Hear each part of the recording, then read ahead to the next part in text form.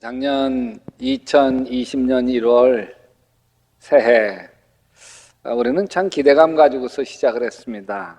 새해 소원 기도를 주님 앞에 올려드리고 올 한 해를 기대하며 2020년 시작했는데 소리 소문도 없고 또 들어본 적도 없던 코로나, 냄새도 안 나고 눈에 보이지도 않고 이 코로나가 우리를 덮쳐버렸습니다.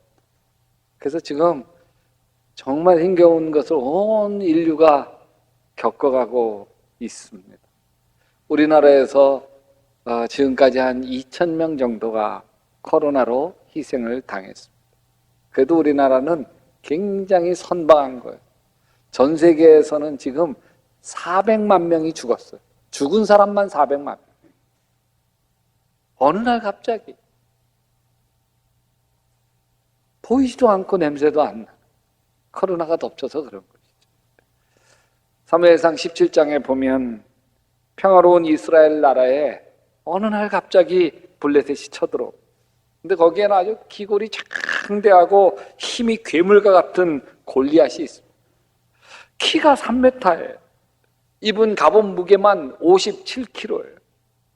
골리앗이 이렇게 고함을 칩니다. 사람을 하나 뽑아서 나에게 보내라. 그가 나를 쳐 죽이면 우리가 너희 종이 되겠다. 그러나 내가 그를 쳐 죽여 이기면 너희가 우리 종이 되어라.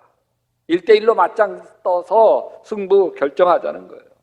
근데 골리앗과 맞짱 설 장수가 없습니다. 왜? 목숨이 10개라도 모자라는 거예요. 이때 다윗이 사울왕에게 나가서 이렇게 말합니다. 임금님, 누구든지 저자 때문에 우리 이스라엘 군대 사기를 잃어서는 안 됩니다. 제가 나가서 싸우겠습니다. 사울왕이 다윗을 말립니다. 야, 그만둬라. 내가 어떻게 저자와 싸운단 말이냐. 저자는 평생 전쟁터에서 잔뼈가 굵은 사람인데 넌 아직 어린 소년 아니냐. 근데 다윗이 굽히지 않고 사울왕에게 말합니다. 저는 아버지의 양떼를 지키다가 사자나 곰이 양떼에 달려들어서 그 중에 한 마리를 물고 가면 끝까지 뒤쫓아가서 그놈을 쳐 죽이고 그 입에서 양을 꺼내어 살려내곤 했습니다. 그 짐승이 만약 저에게 덤벼들면 그 턱수염을 잡고 때려 죽였습니다. 제가 이렇게 사자도 죽이고 곰도 죽였으니 저 할례 받지 않는 블레셋 사람 골리앗도 흙골로 만들어 버리겠습니다. 사자의 발톱이나 곰의 발톱에서 저를 살려주신 하나님께서 저 블레셋 사람의 손에서 틀림없이 저를 살려주실 것입니다. 다시 얼마나 당당한지 사울왕이 고개를 갸웃갸웃거려요. 혹시 모른다는 생각이 들어요. 야, 그렇다면 나가도 좋다. 하나님께서 너와 함께 하시기를 바란다. 다윗이 목동 지팡이를 들고 시냇가에서 돌 5덩어리를 고른 다음 자기가 쓰던 무린매를 손에 들고 골리앗에게 줍니다. 골리앗이 자기랑 싸우러 나오는 다윗을 보니까 가소롭기 짝이 없습니다. 아니, 막대기 들고 나에게 다가오다니 내가 나를 개로 여기냐? 어서 내 앞으로 오너라. 내가 너의 살점을 공중의 새와 들짐승의 밥으로 만들어 주마. 근데 다윗이 골리앗을 향해서 이렇게 외칩니다. 너는 칼과 창과 단창으로 내게 나아오거니와 나는 만군의 여호와의 이름, 내가 모욕하는 이스라엘 군대 하나님의 이름으로 내게 가노라. 주님께서 너를 나의 손에 넘겨주실 터이니 내가 오늘 너를 쳐서 내 머리를 베고 공중의 새와 땅의 들짐승들에게 밥으로 주어서 온 세상이 이스라엘의 하나님을 알게 하겠다. 또 주님께서는 칼이나 창 따위를 쓰셔서 구원하는 게 아니라는 것을 여기 모인 이 온 무리가 알게 하겠다. 이 말을 마치기도 무섭게 다윗이 재빠르게 골리앗 있는 쪽으로 달려가면서 주머니에서 돌을 꺼내서 무린매에다가 탁 달아서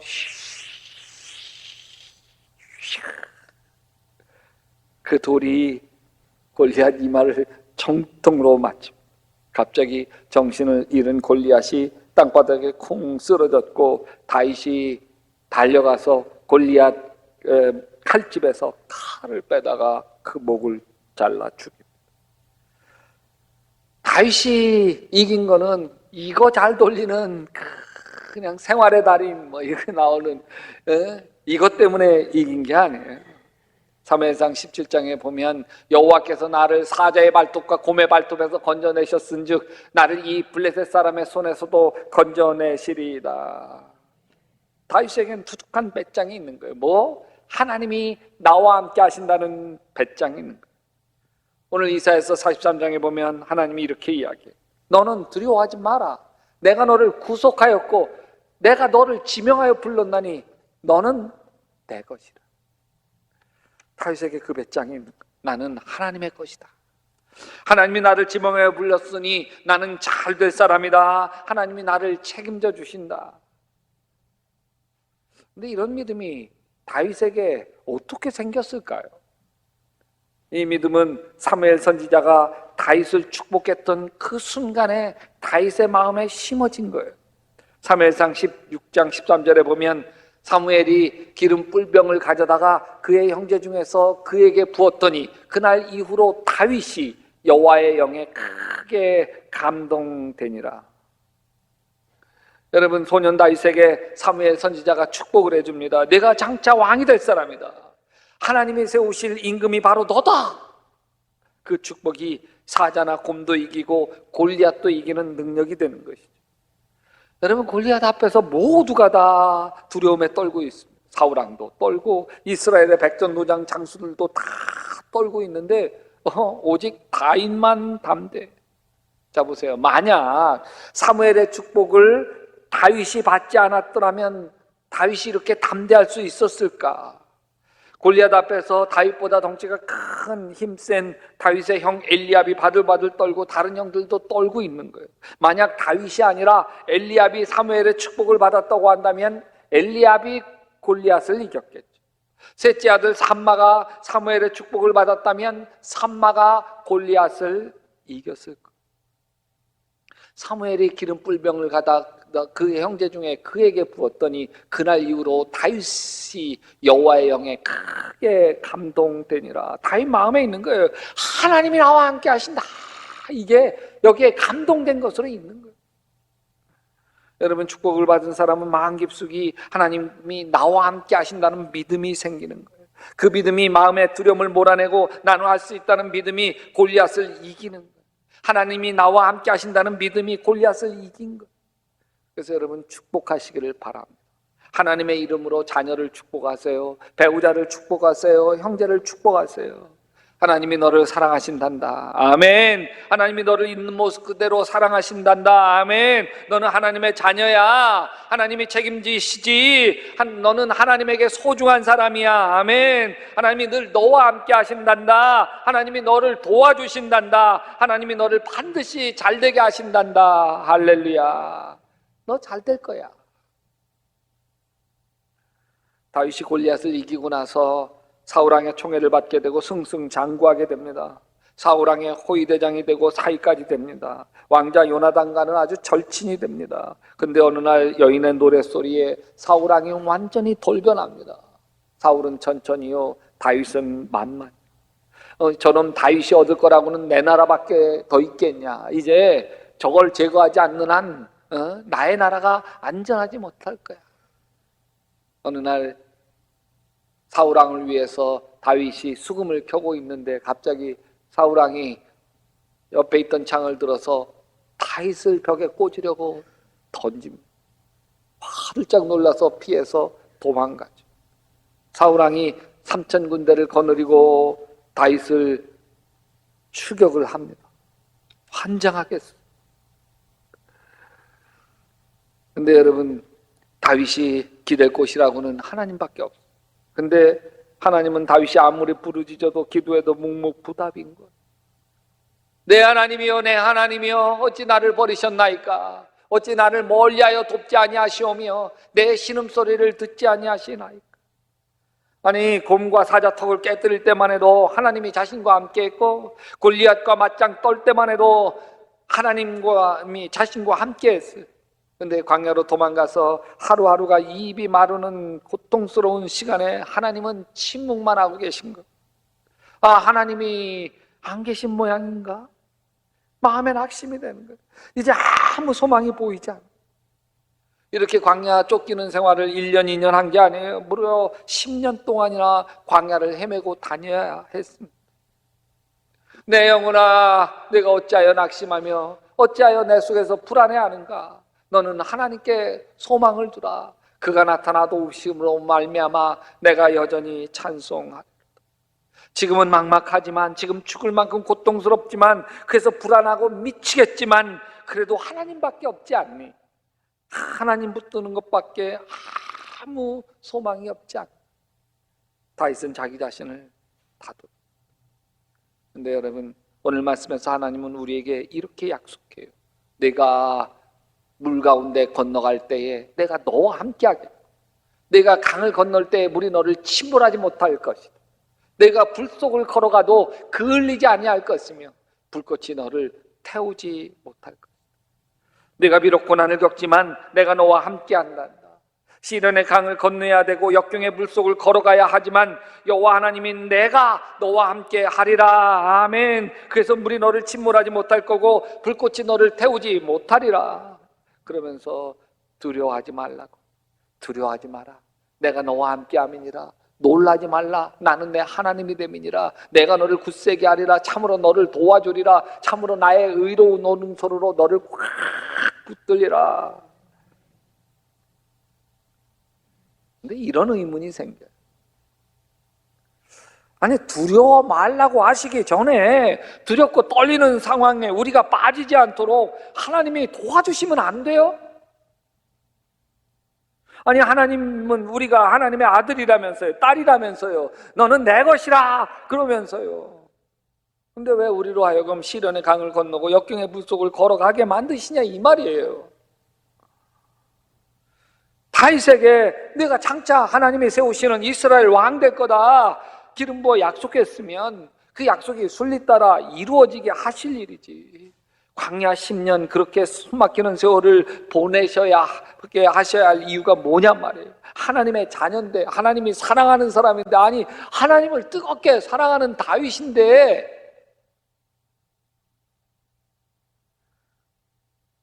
여러분, 그것은 우리가 시련과 역경을 지나야만 우리가 살 수 있기 때문에,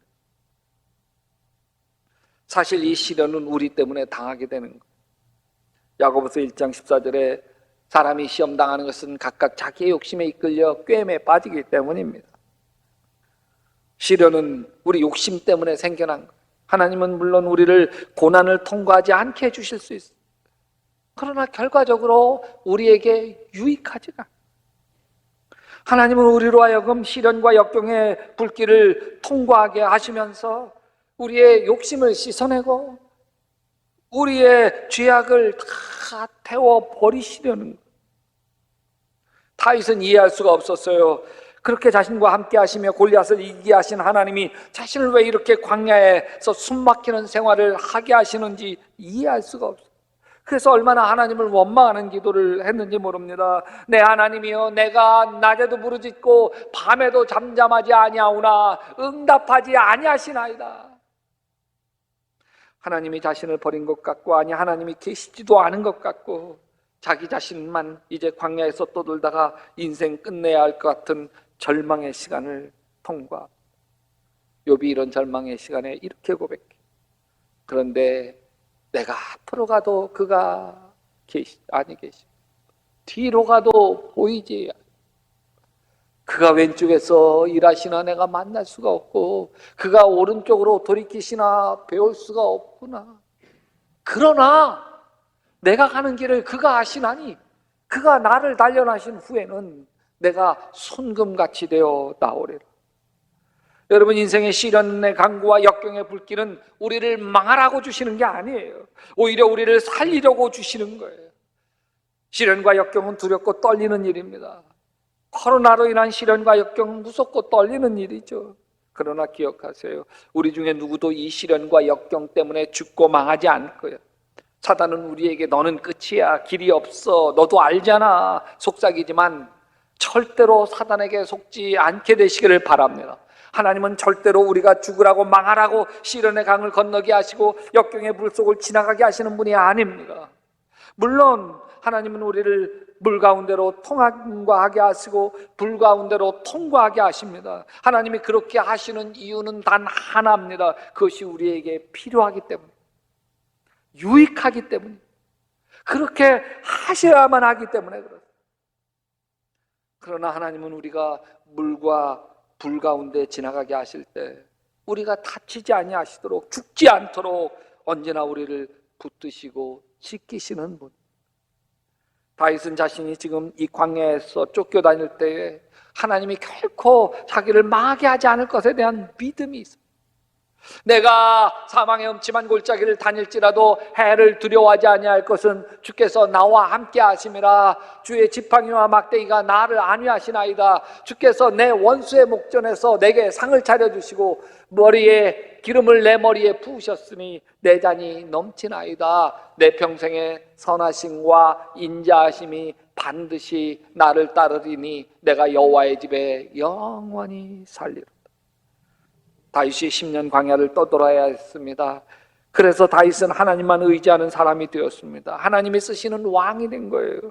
만약 다윗이 광야에 고난이 없었더라고 한다면 다윗도 사울왕의 길을 걸었을 거예요. 그리고 다윗도 사울왕처럼 버림받았을 거예요. 여러분, 사울왕의 비극은 광야가 없었어요. 시련의 강을 건널 일이 없었어요. 역경의 불길을 다닐 일이 없었어요. 그래서 사울왕은 자신의 고집, 사울왕 속에 자기 뜻대로 되지 않으면 결코 참을 수 없는 완고함, 그걸 깨뜨려질 기회가 없었어요. 그래서 결국 사울왕은 하나님께 버림을 받았어요. 제가 9년 전 협성대에서 신학생을 가르칠 때 만났던 청년이 저희 교회에 다니기 시작했어요. 결혼을 했고 집사가 되었어요. 6년 전 결혼을 하자마자 청소년 상담사로 다니던 직장을 내려놓고 경찰 공무원 시험 준비를 하기 시작했어요. 경찰이 되고 싶었어요. 시험을 볼 때 한 번에 붙으리라고는 생각지도 않았어요. 경쟁이 심한 공채라서 한 2년 정도는 각오를 했어요. 그런데 시험 볼 때마다 떨어졌어요. 1번 떨어지고 2번 떨어지고 4번 떨어지고 5번 떨어지고, 그 사이에 딸이 태어나고 아들이 태어나고, 떨어질 때마다 아내에게 미안하고 장인 장모님 보기에 면목이 없고 부모님 보기에도 죄송하고 어린 아들과 딸에게도 미안했어요. 경제적으로 뭐 아내에게 면목이 없죠. 어떤 데는 그 스트레스가 밀려와서 입맛이 탁 떨어져. 그래서 하루 한 끼 간신히 먹으면서 버텼어. 그러다가 급성 통풍이 와서 옷깃만 스쳐도 아팠어. 밤 12시 독서실에서 공부를 하다가 집에 들어와 샤워를 하며 그 샤워 물이 쏟아지는데 그 물 속에 눈물도 함께 쏟아져. 그래서 그 샤워 부스를 붙들고 헝금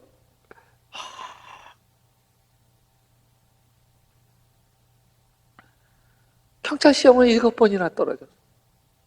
경찰 시험 볼 때마다 저에게 와서 기도를 받았어. 이제는 기도해달라고 부탁을 드릴 면목도 없어졌다.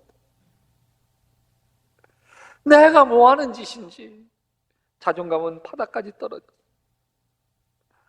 돈은 못 벌고, 그래 나 이렇게 인생 실패자가 돼버리는구나. 이렇게 바보 같은 자신이 미웠어. 이때 하나님도 원망이 되더래. 하나님, 나를 도대체 어디에 쓰시려고 이러시려는 것입니까? 하나님이 저에게 무슨 계획이 있는지 미리 알려주시면 그 말씀 가지고 의지하면서 견딜 수 있겠습니다. 하나님, 앞이 안 보이니까 미치겠습니다. 뭐라고 좀 말씀 좀 해주세요. 이런 기도는 보면 다윗의 기도였습니다. 내 하나님이여, 내 하나님이여, 어찌 나를 버리셨나이까? 어찌 나를 멀리하여 돕지 아니하시오며 내 신음소리를 듣지 아니하시나이까? 근데 누구를 원망해요? 내가 하고 싶어서 시작한 건데 누구를 원망하겠어요? 7번이나 떨어지고 나서 이제 더 이상 못하겠다. 경찰의 꿈을 포기하고 직장을 구했습니다. 그래서 2년 전 청소년 보호시설에 24시간 동안 아동학대 당한 피해자를 보호하는 이 시설에 취직했어. 근데 월급이 한 달 열심히 일해도 186만 원. 자신이 너무 초라한 거. 그러던 중에 정인이 사건 알잖아요. 응? 그 예쁜 애가 아동학대를 당해서 죽은 사건이 터지면서 사회 이슈화가 되고 정부에서는 아동학대 전담 경찰 공무원 특별 채용 공고를 냈어요. 혹시 하나님이 나에게 주신 마지막 기회이신가? 이 시험에 도전했어. 근데 7번 떨어지도록 경찰 공무원 시험 많이 한 게 탄탄한 실력이 되었어. 그리고 떨어지고 나서 다 포기하고 아동학대 보호시설에 2년 근무한 게 이게 시험을 볼 수 있는 자격이 됐어요. 왜냐하면 이런 아동학대 보호시설에 2년 이상 근무한 사람에게만 이 시험 볼 수 있는 자격이 주어지는 거예요.